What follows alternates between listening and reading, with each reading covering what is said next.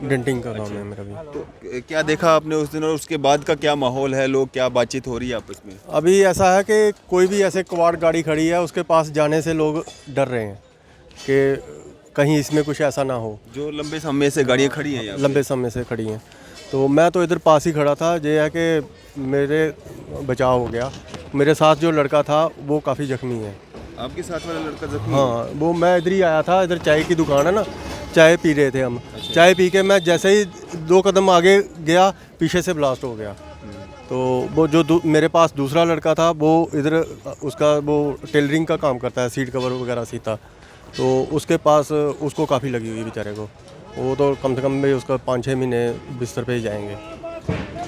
देख रहे हैं न्यूज़ सैर इंडिया और मैं हूं अरफाज अहमद डैंग। अभी हम ट्रांसपोर्ट नगर यार्ड नंबर 7 में मौजूद हैं और उसी जगह पे मौजूद हैं जहां पे वो ब्लास्ट जो है 2-3 दिन पहले हुआ था और काफ़ी ज़्यादा यहाँ पे लोग परेशानी की हालत में है कि पहली बार ऐसा हुआ है कि ट्रांसपोर्ट नगर के अंदर जो है यार्ड नंबर 7 में एक नहीं बल्कि 2 जगह पे ब्लास्ट हुए हैं। हमारे साथ यहाँ पे काफ़ी सारे लोग हैं बातचीत करने के लिए जो मौके पे मौजूद थे और क्या कहेंगे। और हमारे साथ प्रेसिडेंट जो हैं यार्ड नंबर 7 के अशरफ साहब, मोहम्मद अशरफ साहब, ये भी मौजूद हैं, इनसे भी बात करेंगे। सबसे पहले अशरफ साहब, आप यहाँ पे उस दिन मौके पे मौजूद थे, क्या हुआ था, शुरुआत कहाँ से हुई? हाँ जी अरफाज साहब, मैं मौके पे यहाँ ही था। सुबह रूटीन के मुताबिक हम सुबह ना 9, साढ़े 9, 10 बजे तक आ जाते हैं। तो मौसम थोड़ा ठंड होने की वजह से हम थोड़ा लेट ही आए, तो तब तक लड़कों ने काम रूटीन के मुताबिक काम शुरू किया था। तो यहाँ गाड़ियाँ लगी थी दोनों साइड से। सेंटर में कैबिन पड़ा था जो कि 2 दिन पहले हमने वो कंप्लीट करके रखा था।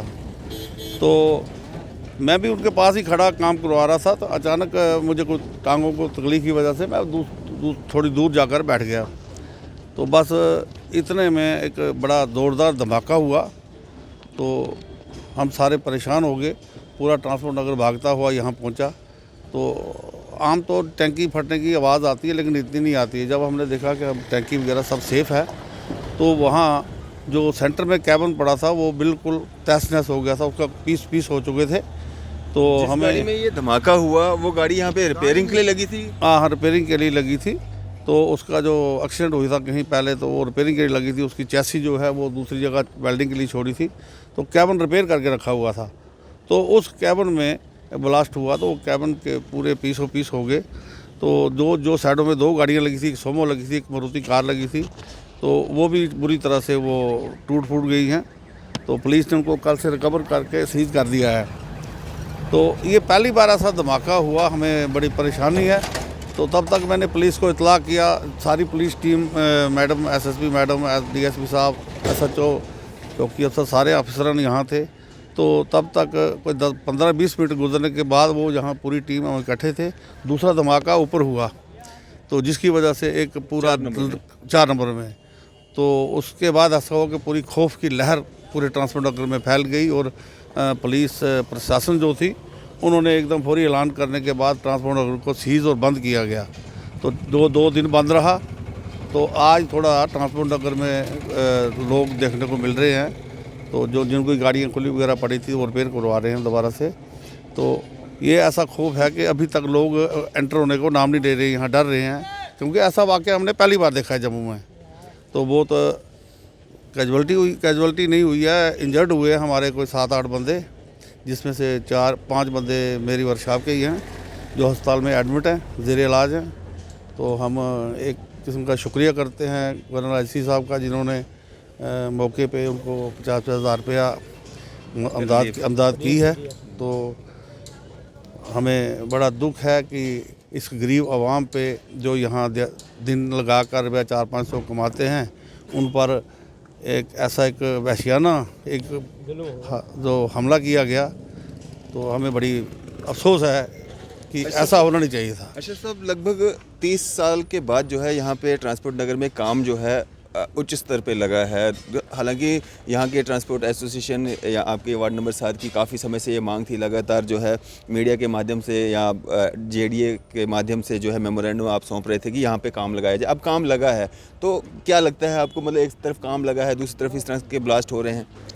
अरफाज साहब, वो तो चलो बड़ी मुबारक की बात है कि 30 साल के बाद ये जो हमारे रोज़मर्रा का माहौल बन चुका था, कभी हम जेडीए के पास, कभी हाई अथॉरिटीज़ के पास, कभी गवर्नर साहब के पास जाकर ये रिक्वेस्ट करते थे कि हमारे ट्रांसपोर्ट नगर को थोड़ा यहाँ देखा जाए इतना रेवेन्यू यहाँ से जाता है, उसके बावजूद भी हमारे ट्रांसपोर्ट की सड़कें, रोड, बिजली, पानी सब से हम महरूम थे।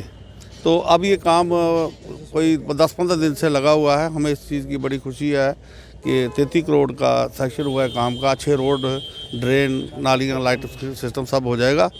तो इसमें दो जगह रोडों का काम लगा है, उसकी वजह से भी बड़ा यहाँ रश था। एक रोड बंद था, एक रोड में ही दोनों गाड़ियाँ आवाजाही चल रही थी, मैकेनिक वगैरह काम कर रहे थे। तो शायद हो सकता है किसी गलत पर्सन ने ये इस चीज़ का मौका उठाने का सोचा और वो किया, उसने वो कामयाब हो गया। लेकिन अल्लाह का शुक्र है कि हमारे जो बंदे हैं ज़ख्मी तो हुए, परेशान तो हुए, लेकिन बच गए, जान बच गई। जान बच गई। तो ये जो दूसरी गाड़ी ब्लास्ट हुई वो गाड़ी कौन सी थी? वो एक क्रूज़ गाड़ी थी, काफ़ी टाइम से ऊपर लगी हुई थी, 4 नंबर के बाहर। 7-8 महीने से खड़ी थी गाड़ी। तो हम यहाँ सारे थे उस वक्त, पूरे डिपार्टमेंट के लोग यहाँ थे। पुलिस मौके थे, एसपी मैडम मौके पे थी, डीएसपी साहब थे, एसएचओ वगैरह सब मौके पे मौजूद थे। हम भी वहाँ खड़े थे। तो अब इसी मसले में गौर कर रहे थे कि कितने आदमी ज़ख्मी हुए, क्या हुआ, कैसे हुआ। तब तक दूसरा धमाका हुआ ऊपर। तो फिर हमें ऐसा लगा कि शायद आज कोई ट्रांसपोर्टर के पीछे ही पड़ चुका है। तो पता नहीं खुदा जाने क्या होने वाला है, लेकिन चलो अल्लाह का करम है कि इतने में ही बचाव हो गया। तो हमारे जो ये बंदे हैं ये बच गए, सबसे ज़्यादा शुक्र अल्लाह का ये है। बिल्कुल। क्या नाम है सर आपका? सुभाष कुमार। सुभाष भाई कहाँ पे काम करते हैं आप? मेरे ये सामने दुकान है, डेंटिंग का काम है मेरा भी। तो क्या देखा आपने उस दिन और उसके बाद का क्या माहौल है, लोग क्या बातचीत हो रही है आपस में? अभी ऐसा है कि कोई भी ऐसे कबाड़ गाड़ी खड़ी है, उसके पास जाने से लोग डर रहे हैं कि कहीं इसमें कुछ ऐसा ना हो। जो लंबे समय से गाड़ियाँ खड़ी हैं यहाँ लंबे समय से खड़ी हैं। तो मैं तो इधर पास ही खड़ा था। ये है कि मेरे बचाव हो गया। मेरे साथ जो लड़का था वो काफ़ी ज़ख्मी है। आपके साथ वाला लड़का ज़ख्मी? हाँ, वो मैं इधर ही आया था। इधर चाय की दुकान है ना, चाय पी रहे थे हम। चाय पी के मैं जैसे ही 2 कदम आगे गया, पीछे से ब्लास्ट हो गया।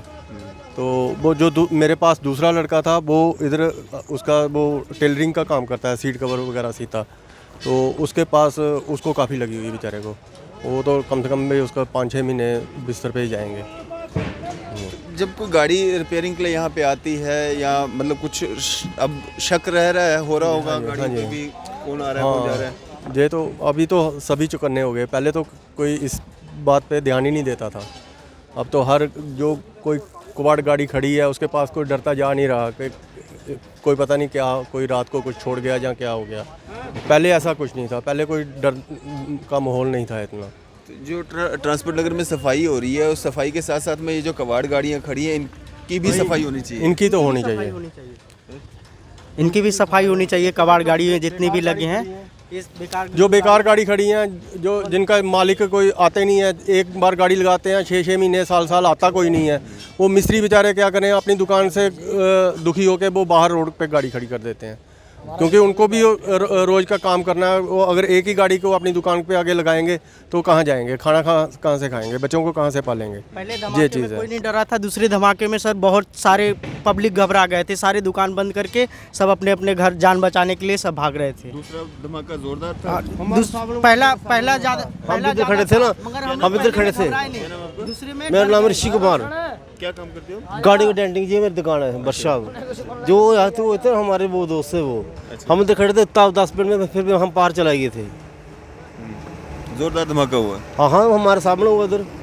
पहले क्या लगा, मतलब कोई टैंकी शैंकी फटी या कुछ? टैंकी नहीं फटी थी, मेरे ख्याल पता ये नहीं पता, लेकिन मुझे वो लगता है वो बम था। तो ये वो जगह, ये जो यहाँ पे ये हुआ, गड्ढा हुआ, ये उसी की वजह से हुआ है? ये मुझे नहीं पता, मैं दूर से चला गया था। ये उसी की वजह से हुआ, क्योंकि जहाँ पे वो कैबिन पड़ा हुआ था ना, कैबिन के अंदर ही कुछ इसी एरिया में कैबिन पड़ा हुआ था। हाँ जी। कैबिन पुलिस ले गई है?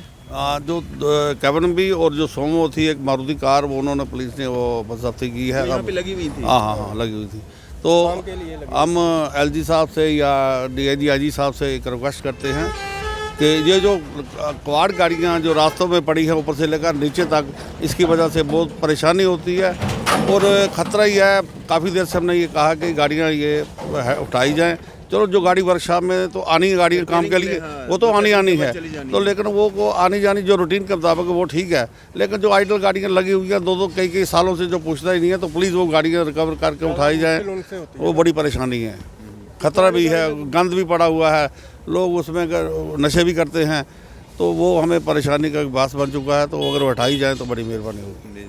तो ऊपर जो दूसरी गाड़ी 4 नंबर में ब्लास्ट हुई थी उसमें भी कोई इंजर हुआ कोई? हाँ, इसमें एक राहगीर जो जा रहा था तो उसको टांग को कुछ छर्रे वगैरह लगे हैं, तो वो भी जख्मी है। चलिए, शुक्रिया हमारे से बातचीत करने के लिए। Thank you.